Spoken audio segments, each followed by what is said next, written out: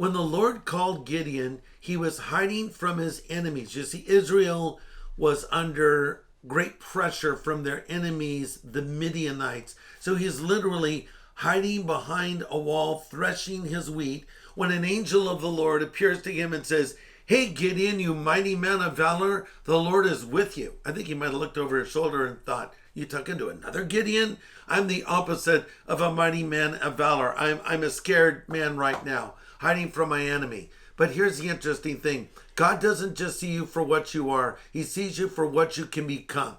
You know, we might look at a blob of clay. He sees a beautiful vase or vase, depending on how you want to pronounce it. We see a piece of charcoal. He sees a refined diamond. We see a blank canvas. He sees a finished painting.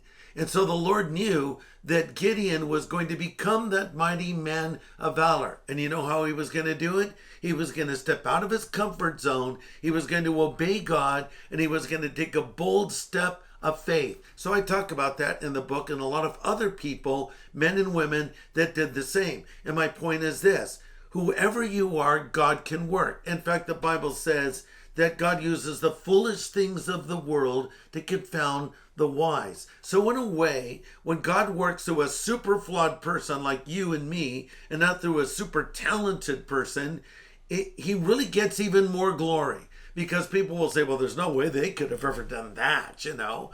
And that's maybe one of the reasons the Lord chooses such people. Another character I talk about is David.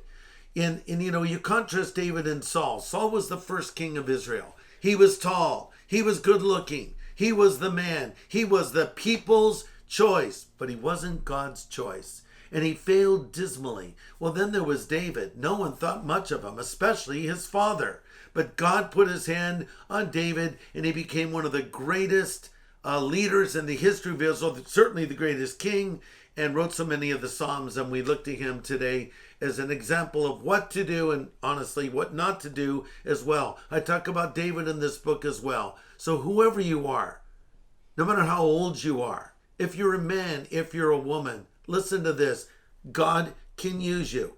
Here's the question. Are you willing to take a step out of your comfort zone? Are you willing to realize God's call on your life and the potential he has placed in you like Gideon did? If so, you need to order a copy of my brand new book, World Changers, and you can learn about Gideon, and you can learn about David and so many others.